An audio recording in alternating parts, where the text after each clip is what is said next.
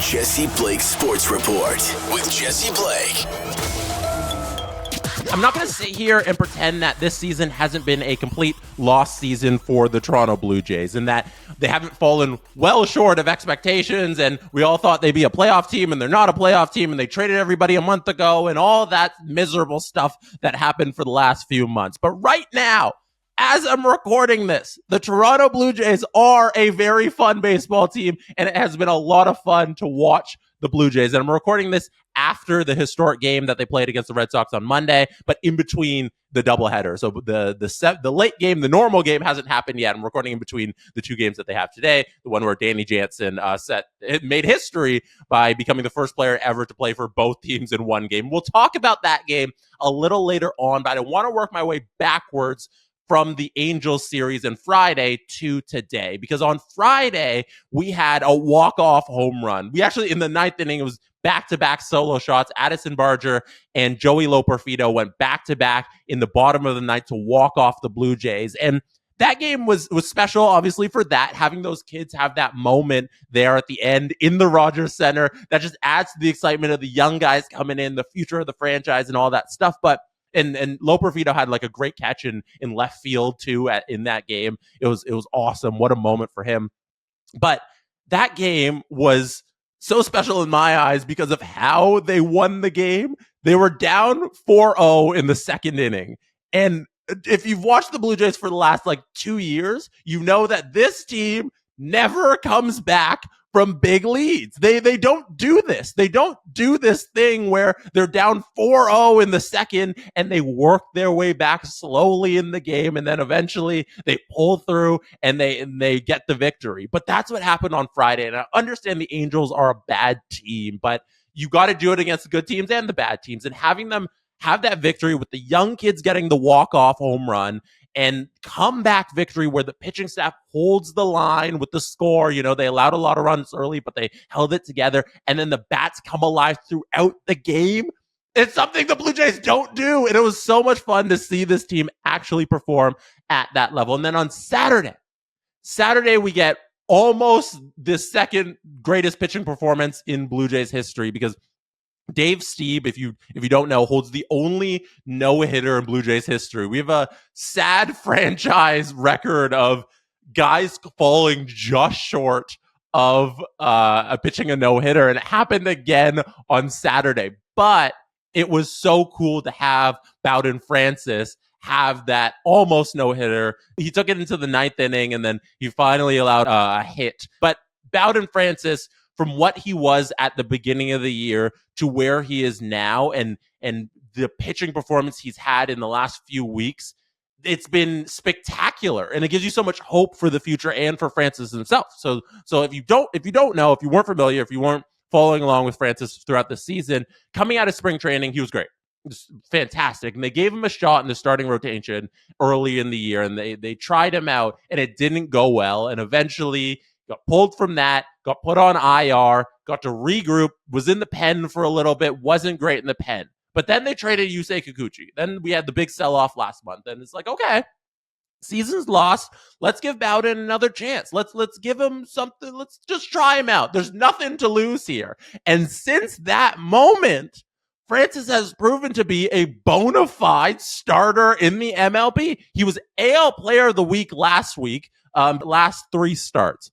3-0, 0.82 ERA, 0.36 WHIP, 0.70 batting average against 27 strikeouts. Last three starts, the Jays had tweeted that out. So I want to shout out Bowden Francis for his unbelievable work. Now with this start on Saturday, probably should be AL Player of the Week again next week. We'll see how that unfolds, but shout out Bowden Francis for that unbelievable and great moment he gave Blue Jays fans on Saturday. And then on Sunday, we get Gausman goes out there, strikes out 10 batters in 7 innings, allows 1 run, and the Blue Jays kick their butts of the Angels in an 8-2 victory. And that's a sweep that they had on the weekend against the Angels. And yes, they are a bad team, but you got to beat the bad teams. You got to beat the teams that are in front of you. And then you go into Boston on Monday, you're picking up this weird game.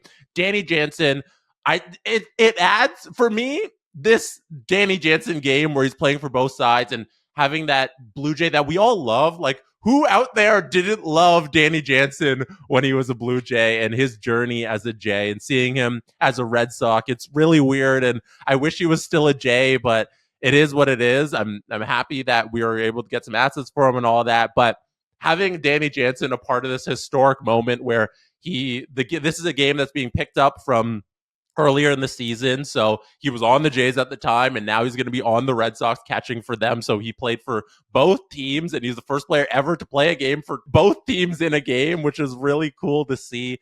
That added to the excitement of the Blue Jays coming off this sweep, and then you go into this game, and it's a historic game, and the baseball world is watching it because we're baseball nerds, and we love weird stats like this, and this is a thing that can only happen in baseball. So it's very exciting, and the Blue Jays win. They come out of that with a victory. And out of that, the player I want to talk about is Chad Green, because Chad Green got the save in the game, and Jordan Romano is injured, so he hasn't been in the pen at all this season, and Chad Green has filled in. And Chad Green has been one of the brightest bright spots in this entire Blue Jays team all season long. And he's the only one who's like calm, cool, and collected on this team. Everybody else on this team is like high energy, high fives, jumping around, home run jackets, looking into the camera, and Chad Green's just there, like so mellow. And that's what you want out of your closer. And right now, having Chad Green locked up for next season is such a beauty that they didn't move him at the deadline. It was an option. It was on the table, and they chose to keep him around, and it looks like that was the right call. And having Romano and Green for next season could be an unbelievable 1-2 punch. So I'm really looking forward to that, because Chad Green has established himself and proven himself that he can be a lockdown, shutdown guy at the end of your relief pitch. I don't want to call him the closer, because Romano, I don't think, has lost his job, but if he's the setup man to Romano now we got an eighth inning and ninth inning guy that'll just like close out the game. That's spectacular. That's how you win baseball games. So shout out Chad Green for being a huge bright spot the entire season for the Blue Jays. And lastly, the most fun part of this team, I think, the icing on the cake of everything, is Vladimir Guerrero Jr., who has been the third best hitter in Major League Baseball. If you're going, it's Aaron Judge, it's Shohei Ohtani. Next up is Vladimir Guerrero Jr., who is like repeating his numbers from his almost 2021 MVP season, where he was just beat out by Shohei. So Vladdy's back.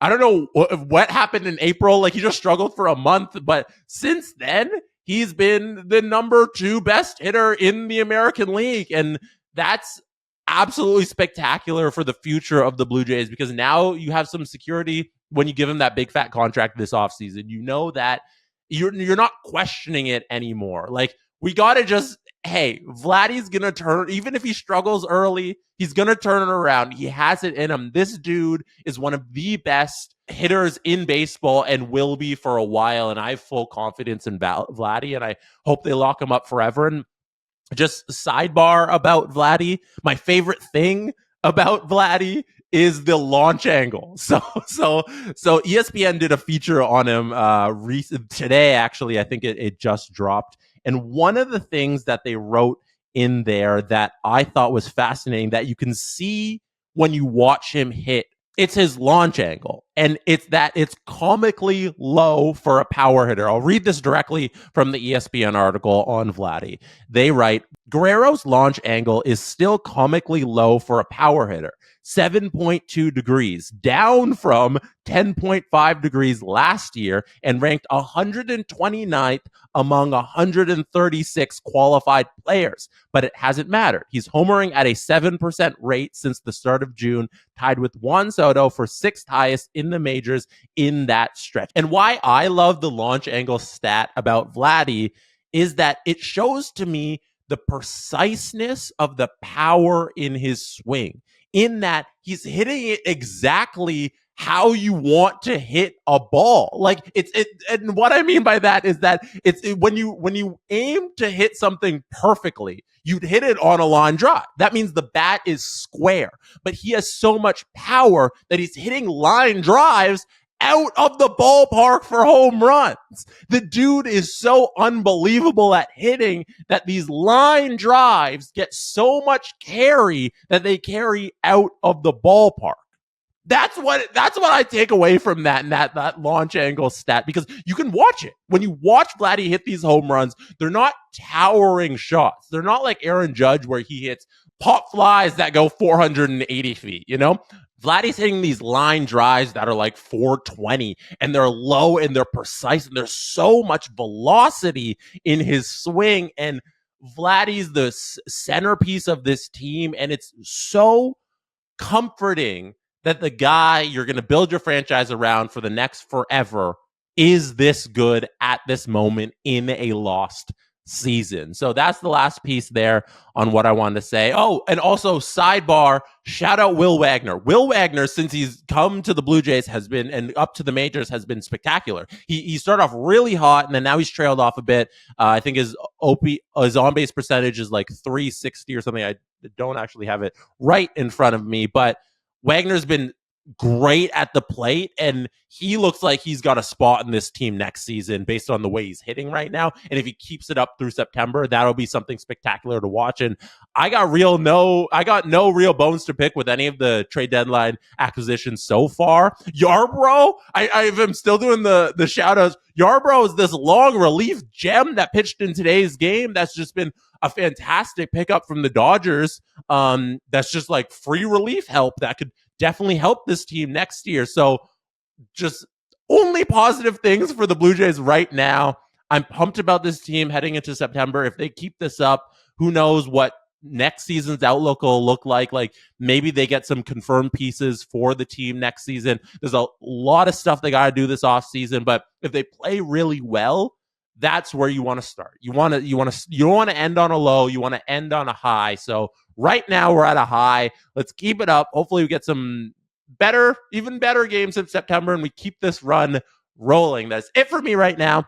I'm back from a little bit of vacay, and it's fun to be back. I was traveling the East Coast of the United States. I guess that's what you call it. I was in like Massachusetts area, Cape Cod, Maine, Portland, Maine. I went to a Portland Sea Dogs game. If we're talking baseball here, a lot of fun traveling the East Coast, but it is fun to be back here talking with you. So catch me very soon. Once again, subscribe to the Jesse Blake Sports Report YouTube channel. If you're not subscribed, hit subscribe. I appreciate every subscription. I will see you again very soon. Good night from Toronto. And that is how it's done. The Jesse Blake Sports Report with Jesse Blake. Jesse Blake, the guy that likes to hear his name twice in one sentence. Sure, I know him. No, he doesn't have an ego at all.